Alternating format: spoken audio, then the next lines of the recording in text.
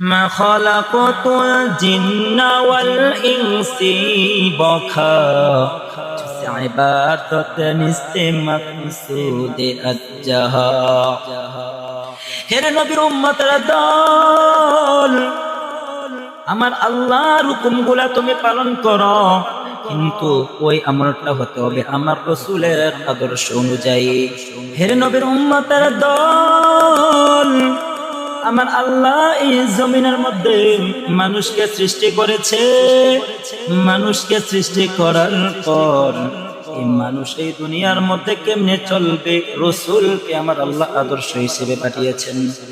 আমার আল্লাহ বলেন, ও দুনিয়ার আমার বান্দা বান্দির দল, এই দুনিয়া তোমাদের জন্য, যারা মুমিন মুসলমান, যারা আমি মালিককে তোমরা ভয় করো, তোমাদের জন্য এই দুনিয়াটা আমি আল্লাহ তোমাদের জন্য রেখেছি একমাত্র আমার ইবাদতের জন্য।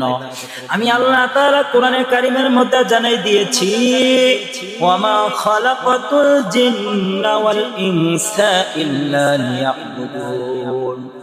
আমি আল্লাহ মানুষকে বানাইছি, জিন জাতিকে বানাইলাম।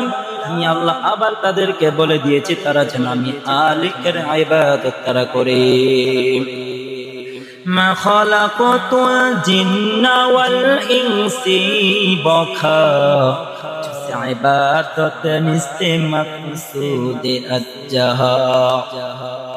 হে নবীর উম্মতের দল, আমার আল্লাহর হুকুমগুলা তুমি পালন করো, কিন্তু ওই আমলটা হতে হবে আমার রাসূলের আদর্শ অনুযায়ী।